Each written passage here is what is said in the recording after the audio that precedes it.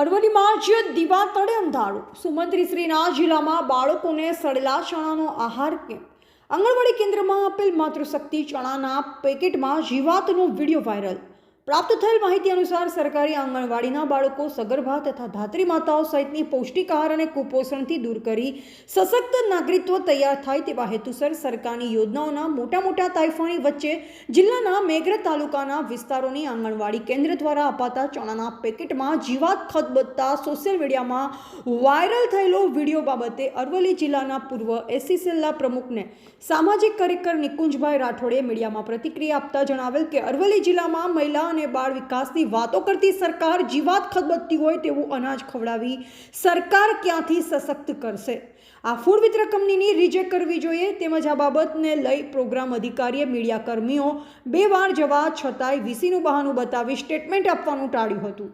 તેવા સવાલ સાથે મહિલા અને બાળ વિકાસ વિભાગ ગુજરાત સરકાર આઈસીડીએસના લાભાર્થીઓ સગર્ભા સ્ત્રીઓ અને ધાત્રી માતાઓ ફૂડથી શક્તિશાળી બનાવવા સબ સલામત સૌને આહાર વચ્ચે દાવાની પોલ ખોલતો જીવતો જાગતો અરવલ્લી જિલ્લાના આ વિભાગના મંત્રી હોવા છતાંય સસ્તા અનાજ મધ્યાહન ભોજન યોજનાની ચર્ચાઓની વચ્ચે જવાબદાર તંત્રની સામે કોણ કાર્યવાહી કરશે કે પછી મંત્રી સાહેબ અને લાગતા અધિકારીઓ આવો ભાઈ હરખા આપણે બેવ સરખા તેવો ઘાટ તો નથી ને જેવા અનેક સવાલો લોકમુખે ચર્ચાઈ રહ્યા છે.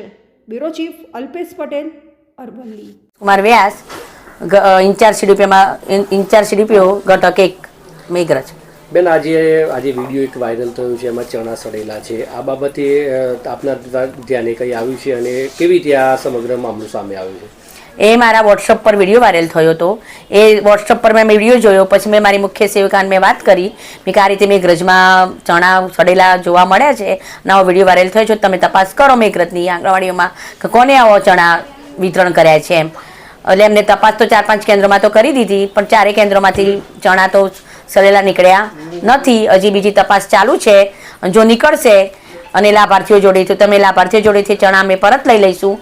જ્યારે નવો સ્ટોક આવશે તો એ સ્ટોક અમે લાભાર્થીઓનો નવો આપીશું. આ જથ્થો ક્યાંથી કઈ રીતે આપવામાં આવતો હોય છે? આ જથ્થો અમારે લાભાર્થી દીઠ ઓનલાઈન અમારે સંખ્યા નાખવાની લાભાર્થીની ઓનલાઈન, અને જેટલી પ્રથમ સગર્ભાને આપવાનો હોય આ સ્ટોક, જે પ્રથમ માતા હોય ને પ્રથમ સગર્ભા હોય એમના 2 કિલો ચણા, 1 કિલો તુવેરની દાળ અને 1 કિલો તેલ આપવાનું હોય છે.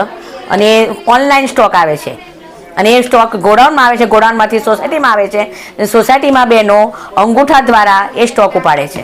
હવે કેવી તકેદારી રાખવામાં આવશે બેન? હવે આજ પછી મેં બહેનોને હું જાણ કરી દઈશ કે સ્ટોક તમારો સડેલો લેવાનો નહીં. ગોડાઉન મેનેજરને હું વાત કરી દઈશ કે સડેલો માલ આવે તો તમે પરત મોકલાવી દેજો, અમે સડેલો માલ લઈશું નહીં.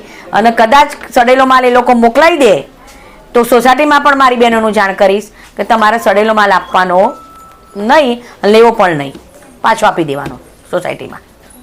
હું નિકુંજ લીંબાભાઈ રાઠોડ, સામાજિક કાર્યકર અને પૂર્વ જિલ્લા એસસી સેલ કોંગ્રેસના અનુસૂચિત જાતિ વિભાગના પ્રમુખ તરીકે મને આપણા મીડિયાના માધ્યમથી એવું જાણવા મળ્યું છે કે મેઘરજ તાલુકાના શેવાળાના ગામોની અંદર સરકારશ્રીની યોજનામાં બાળ સંકલન અને સ્ત્રી સશક્તિકરણ માટેની જે યોજનામાં ધાત્રી માતાઓનો જે કીટ આપવામાં આવે છે એમાં મુખ્યમંત્રીના ફોટા સાથેની કીટની અંદર જીવાત ખતબદતી જોવા મળી છે અને એનું મીડિયામાં ઘણું બધું અત્યારે ચાલી રહ્યું છે.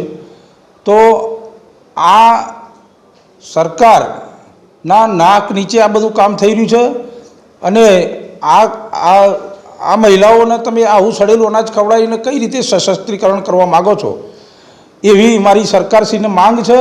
અને આ કાર્યમાં જે કોઈ પણ જવાબદાર વ્યક્તિઓ જે કીટને કઈ કંપનીને તમે કીટ વેચવાનો અધિકાર આલેલો છે એ કંપનીને એનું તાત્કાલિક આ ટેન્ડરિંગ રદ થાય અને જે તે અધિકારીઓ જવાબદાર અધિકારીઓ સામે પગલાં લેવાય એવી મારી માંગ છે.